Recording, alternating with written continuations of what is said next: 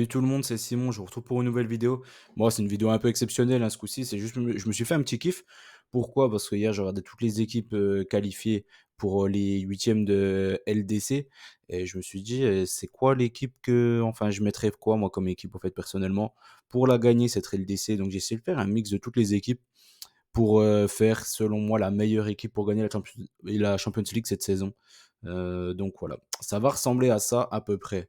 On va commencer par le gardien. Déjà, premièrement, je suis parti en 4-5-1. Je suis parti en 4-5-1. Je trouve comme ça permet d'équilibrer, ça me permet de mettre des latéraux très offensifs. Donc voilà, ça permet il y aura pas mal de taf au milieu de terrain. Et de toute façon, franchement, je vois pas qui pourrait prendre la balle à mon équipe, en fait, concrètement. Donc voilà, et ça va jouer à la baballe, hein. Ça va être pas mal, ça va être sympa. On va commencer déjà par le gardien. Le gardien, c'est compliqué cette saison parce que pour moi, de très loin, le meilleur gardien du monde, c'est Courtois. Courtois n'est pas là, donc je peux pas le mettre, bien évidemment. Je vais pas mettre un mec qui fait pas un match de la saison. Donc après, il me reste pas beaucoup de possibilités. J'ai Ter Stegen, mais bon, il joue pas, il est blessé là. On l'a pas beaucoup vu, même si pour moi, c'est un des meilleurs goals tout simplement, et dans le top 3, j'imagine. Enfin oui, c'est ça, il est top 3 de toute façon, gardien mondial.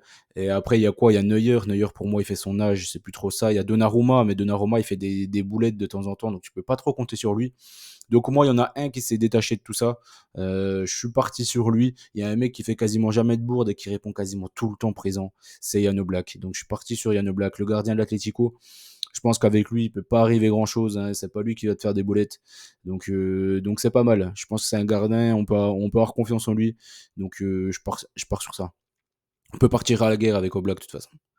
Après, en arrière droit, j'ai pris un gars ultra offensif, mais un gars, une source sûre. C'est pareil. Après, le poste d'arrière droit, il est un peu compliqué parce qu'il y en a plus beaucoup, hein, en fait, hein, des bons latéraux. Pour moi, Carvaral, c'est bon, il a fait son temps. Il y a quoi? Il y a qui d'autre? Mazraoui, non merci, franchement, non merci.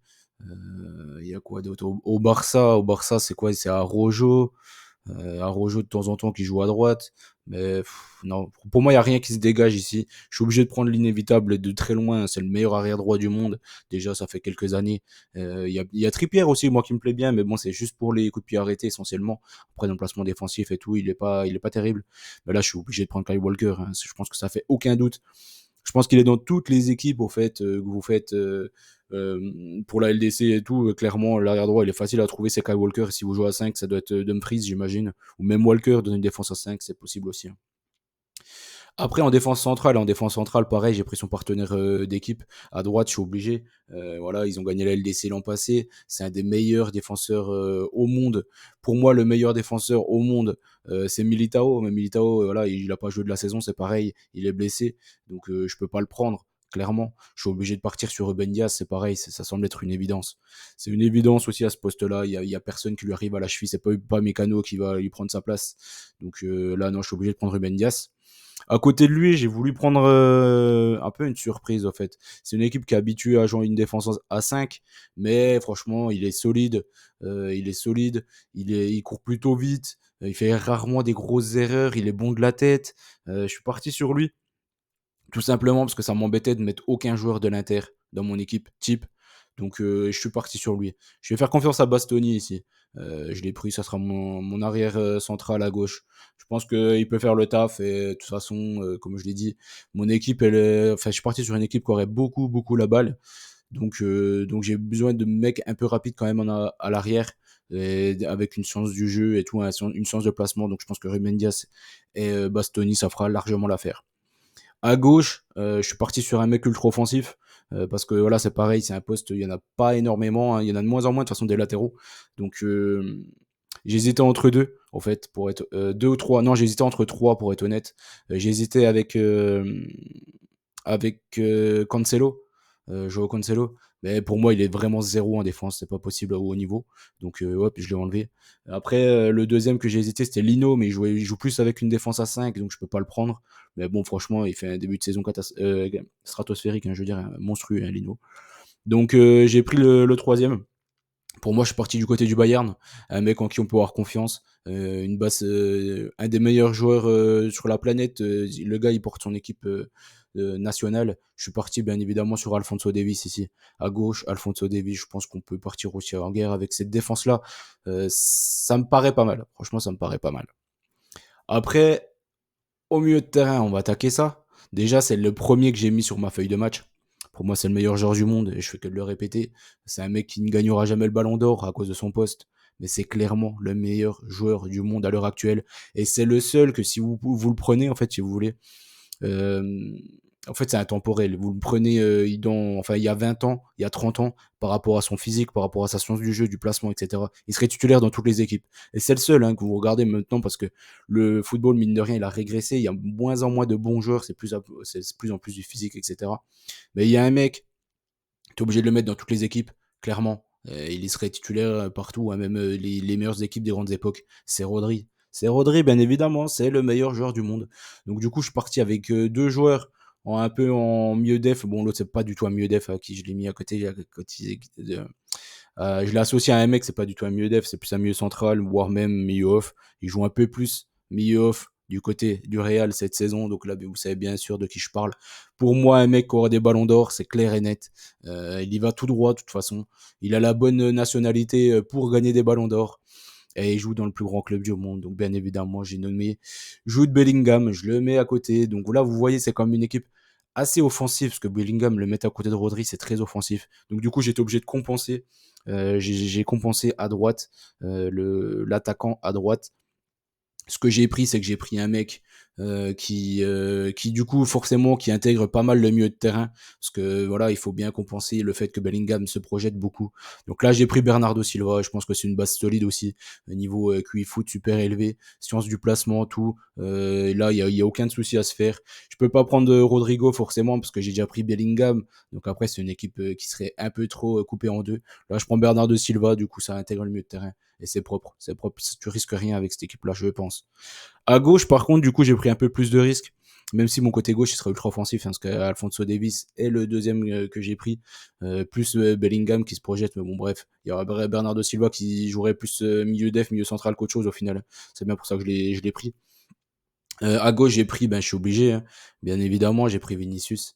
J'ai pris Vinicius. Au moins, lui, il fait les efforts défensifs. Je peux pas prendre Joao Félix. Bien évidemment, il revient jamais faire les efforts. Il sert un peu à rien. Tout comme Mbappé, au final, c'est des gars qui font pas d'efforts. Et là, forcément, j'ai une équipe assez offensive. Je suis obligé de prendre des joueurs qui font des efforts et qui courent sur le terrain. C'est très important.